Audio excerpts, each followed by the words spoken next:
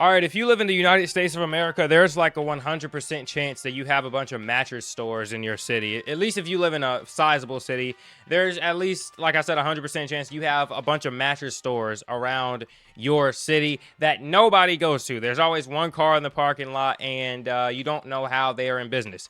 And so today I found a video called Money Laundering. Why are there so many mattress stores? So I guess we're going to see if, mattress stores are money laundering. I don't know.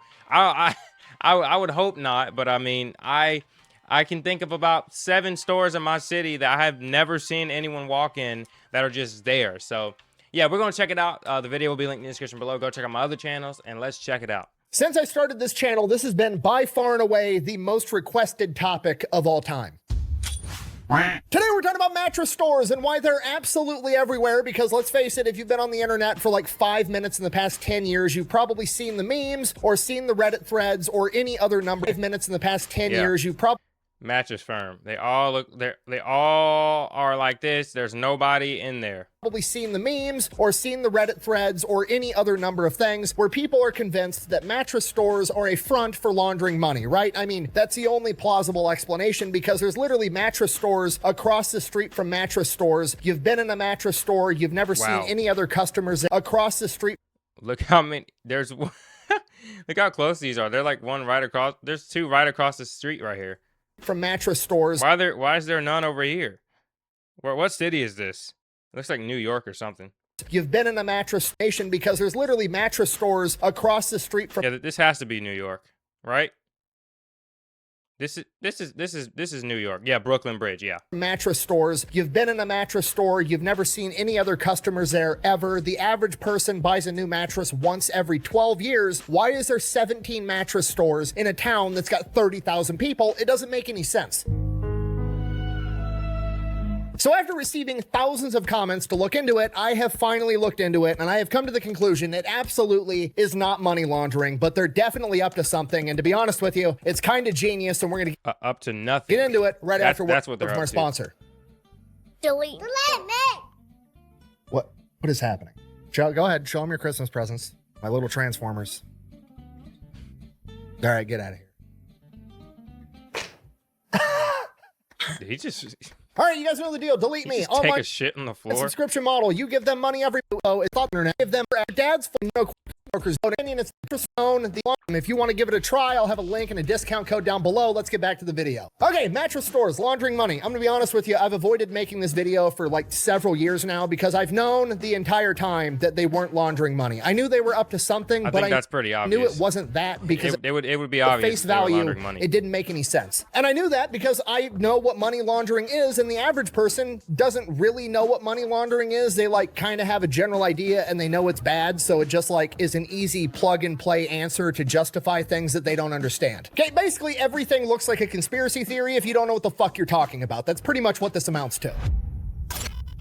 Yeah. Okay, so like when people say the earth is flat, they usually don't know anything about space or anything about how and like the sun and the position, shadows. They don't know how any of that stuff works, and when you try to justify, when you try to explain how the sun or how the earth isn't flat, it doesn't make sense, because they don't even know what you're talking about. Know what we're talking about. What is money laundering? Money laundering, like cleaning, like doing laundry. Basically, you're taking dirty money and you're making it clean. Dirty, just like funneling it through money, obviously ways. Referring to money that you've acquired through illegal means like prostitution or selling illegal drugs. Clean money referring to like honest, hard-earned money that you got from your W-2 paying job. For the rest of my money. Look at the piece Uncle Sam getting. With that much money, you ought to at least take me out to dinner and tell me I'm pretty. So simply put, money laundering is just basically taking money that you've acquired through illegal means and making it appear as though you earned it legally in the eyes of the government. Why is that important? Well, because hypothetically speaking, let's say that you're a drug dealer and you make $10 million a year selling illegal drugs. You now have $10 million in cash. Yeah, you have $10 million of cash that you have to make look like you earned it.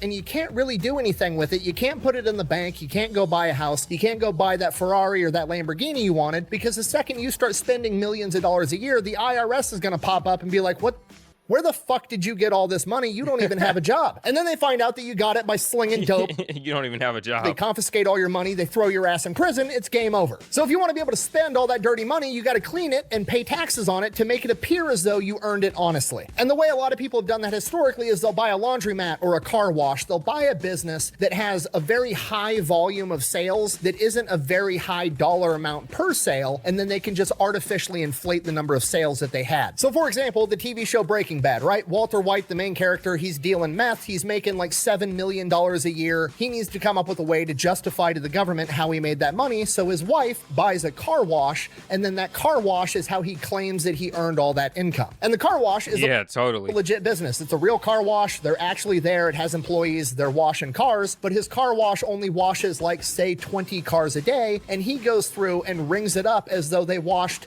100 cars a day. Yeah, but meanwhile the government's watching. Like they got cameras on the building. You're like, hold on, they only had 24 customers today. How the hell are they making $10 million cars a day? And he goes through and rings it up as though they washed 100 cars a day. And then to pay for those other 80 car washes, he uses his illegal drug money. And then he gets to tell the IRS, I washed 100 cars. Here's how I came up with this money. And he does that every single day on a loop, repeat over and over again till he justifies all that drug money. I gotta do it, man. And this is pretty much how I knew that all these mattress stores weren't being used for laundering money, because it doesn't line up with the business model, right? If you're wanting to launder money, you want to be able to say, I washed 100 cars today, when in reality you only washed 20. You can't really do the same thing with selling mattresses because there's a paper trail. Okay, think about it. If you get audited by the IRS and they're like, I don't think you actually washed 100 cars. Cool, fucking prove it. I said I did. I typed it into the cash register. Guess what? I did. The end. They can't prove shit. If you turn around and try doing it with mattresses and you're like, I sold 100 mattresses on Tuesday, all they have to do is go to the mattress factory manufacturer that you buy mattresses from and be like, hey, how many mattresses has this guy sold this year? How many has he bought from you? Oh, he's bought 100 mattresses. It sold 14 this of them. Entire year, and he's telling me he sold 20,000 mattresses? Obviously, he's fucking lying. Game over. You lose. The end. Buh! Couldn't they also look at all the cleaning supplies that you didn't use for your car wash and know that you weren't actually cleaning that many cars? Buh! Yeah, sure, they could, but I mean, think about it. It's fucking soap and water. Just buy enough soap to wash 100 cars and then dump all the soap that you don't use down the fucking drain. Ta-da! The evidence is gone. Okay, do that with mattresses. You've got to explain why you're taking 7 semi-loads of brand new mattresses to the landfill every fucking week, and they're gonna catch your ass. Okay, on top of that, another reason money laundering selling mattresses doesn't work is because mattresses are like anywhere from $1,000 to $5,000, and the average person only buys one mattress every 12 years. Is that what I think it is? Customers. Meaning that if you're trying to launder money by selling mattresses in your mattress stores in a town with 50,000 people, and over the course of a decade you sell 180,000 mattresses, that's going to raise some eyebrows, whereas something like a car wash or a laundromat won't, because guess what? People are washing their cars hundreds of times. People are doing laundry every fucking week. Like, this is a recurring thing that you can justify. This is why doing money laundering via selling mattresses doesn't make any sense. So the entire conspiracy theory that mattress stores are a front for laundering money, complete fucking nonsense. No, they aren't, okay? That doesn't change the fact they're definitely up to something. We agree on that. Because they're everywhere, right? Yeah, they gotta be, I don't know how they're staying afloat. They must have like a really low amount of money they have to make every year. I live in a town of 35,000 people. We've got like 7 mattress stores inside of this town. It doesn't make any sense whatsoever. There's literally mattress firms across the street from other mattress firms. Like, they're definitely up to something. And it took me a little while, but I finally figured out what they're up to, and it's completely legal, but it's also brilliant. It's just one big real estate play. That's the entire business model. They don't actually give a shit about selling mattresses. They just want to occupy high value real estate for 10 years and then sell the lease. Okay, so here's how this works start to finish. Basically, a real estate developer comes into a town. This is a growing town. He wants to go in there, spend millions of dollars, and develop this new shopping center area. You know, there's going to be a Walmart there and a Best Buy and a Kohl's. And while he's building those 3 buildings, he's also going to build a bunch of blank slates, right? All the little strip malls around it. Maybe there's going to be a Verizon and a chiropractor and some little boutique, whatever the fuck. All those blank ones that are going to fill up later. All the stuff that nobody will use, basically. You have my sword. And you have my bow. And my Yep. Spirit Halloween. So a mattress company, like hypothetically Mattress Firm, will go to this real estate developer and be like, hey, I run Mattress Firm. We want to put a Mattress Firm inside this shopping center. We're willing to sign a 20 or 30-year lease right now that we will be there for the next 20 or 30 years. On top of that, we're a mattress store. I don't need much. I'm not like cooking food. I don't need extra ventilations for like oven hoods. I don't need anything fancy. I literally just need a big open room because I'm just going to set a bunch of beds in it with one cash register, and I'm going to have one employee sitting there dicking off on their phone while they get 3 customers a day for the next 30 years. This means low building costs for the land developer, and it's a guaranteed income for the next 20 to 30 years, so they're willing to give Mattress Firm a really good deal on this 20 to 30 year lease. And this is why you'll see a Mattress Firm across the street from another Mattress Firm, because if it's a big enough shopping facility, they'll occupy multiple spots because, again, they're not actually there trying to sell mattresses. They just want to hold that location as long as possible until the property value goes up. That's all they're trying to do. They're just trying to break even for like 5 to 10 years, right? And mattresses have anywhere from a 50 to 900% markup. So these mattress stores really only need to sell 3, 4, 5, 10 mattresses a week or a month to be able to break even and pay their cost. And then 5, 10 years down the road, once that town has continued to grow and businesses are coming in and cycling out, you know, like this boutique came in, it went out of business. Now there's more people in town, so they're bringing in a Subway. But now Subway is going to pay a higher lease rent because there's more people in that area. There's more shopping. The property value is always going up, but Mattress Firm is still locked in with that original 20 to 30 year lease at a fixed price. So they're paying way less than everybody else. It is at this point that they They're paying way less and they don't need to make a lot. Flip the script and they leverage the fact that their business fucking sucks, right? Nobody ever goes to a shopping center because they want to go to Mattress Firm. You know what I mean? They're not bringing in any foot traffic. Like, you know, there's a big shopping center, there's a Walmart there, and it's like, oh, I'm going to go grocery shopping, and while I'm going grocery shopping at Walmart, I'm going to go to Target. I'm also going to stop by Kohl's, and while I'm there, I might as well stop at Verizon, and then we'll have lunch at Subway. So these shopping centers all kind of feed on one another, but Mattress Firm doesn't contribute anything to that, which is actually lowering the property values. So in the eyes of the real estate developer, the guy that actually owns the building, he's like, man, they're locked in for the next 20 years, but I wish I could get some other business in there, like a doctor's office or a dental office, somebody that's bringing in foot traffic, because when that foot traffic comes in, statistically, you know, 1 out of every 5 people isn't just going to go to the one place they went there for. They're going to stop at some of the other stores, and that's going to raise all my property values that much more, and then I get to charge everybody even more rent. So Mattress Firm, or whatever the mattress company is, then goes to the real estate owner and is like, hey, I'm willing to sublease this out to a dentist or a doctor or some other store that's going to generate more foot traffic. I get to keep the money. I'm paying, you know, $1,500 a month rent, $2,000 a month rent, whatever it is. Currently, that's valued at $4,000. So I'm just going to pocket that $2,000, and then you're going to let me do that because you're also generating all this foot traffic and you're going to make your money up on the rest of it. The other option is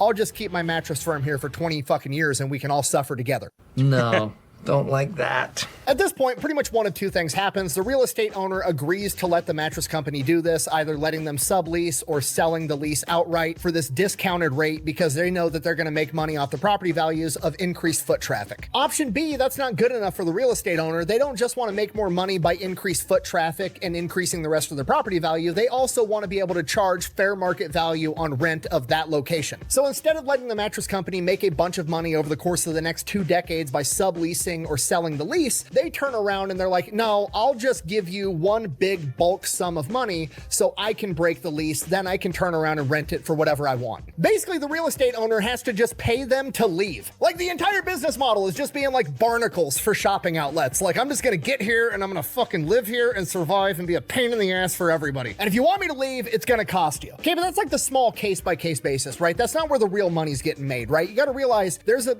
certain amount of convenience in the fact that they own thousands of locations in every major city all over the entire country. And that's not an exaggeration. Like, to put it into perspective, there's like 17,000 Starbucks. And they've been there forever. In the United States. There's somewhere between 15 and 18,000 mattress stores in the United States. So where they make a shit ton of money is being able to leverage and bundle all of that together. Okay, so hypothetically, say there's a new urgent care clinic that wants to open up locations all across the United States. They want 500 locations in every major city all over the US. They've got pretty much 3 options. Option A, they can go and do 500 different leasing agreements with 500 different businesses all over the US, and it's going to take forever and be a fucking nightmare negotiating 500 times. And if that's the route they go down, they go in, they then have 500 different construction projects, right? Because all 500 different locations aren't going to be the same thing. They're taking over a frozen yogurt spot in this town, a Subway in this town, a dental office in this town. They've got to go in, re-gut everything, and build it from the ground up on the inside. Option B, they can build their own facilities brand new from the ground up, but that's an even worse option because now they have to go in and they have to deal with 50 different states that have 50 different laws. And then inside of those 50 different states, they've got to deal with 500 different cities that have their own municipal laws with different codes every single time. They have to get everything rezoned for the right zoning. Then they have to go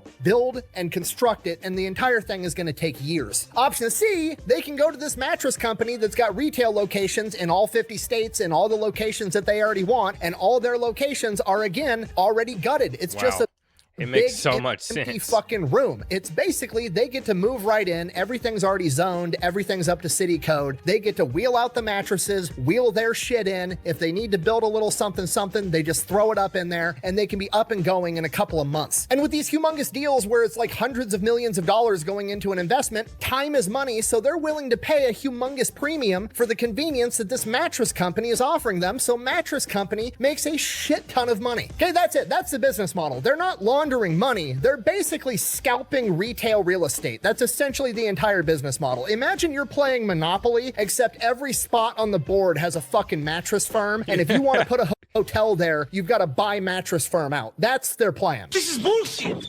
All right, take it easy, man. It's basically the retail version of a slumlord, right? That's what slumlords do. They go in, they buy up a bunch of single family housing. They just try to break even on it for 10, 15 years. Once the housing market's gone through the roof, they then turn around, sell the houses. That's where they make all their money. Mattress Firm is doing the exact same thing with retail shopping locations. That's it. So in conclusion, mystery is solved. Mattress companies, while they are absolutely everywhere, they're not up to something nefarious. They're not doing anything illegal. They're not doing anything illegal, but they're just playing the system. front for laundering money for the cartels. They are quite literally just scalping retail real estate. Myth busted. Thanks for watching. Best way to support the channel is go buy some merch, maybe drink some. All right.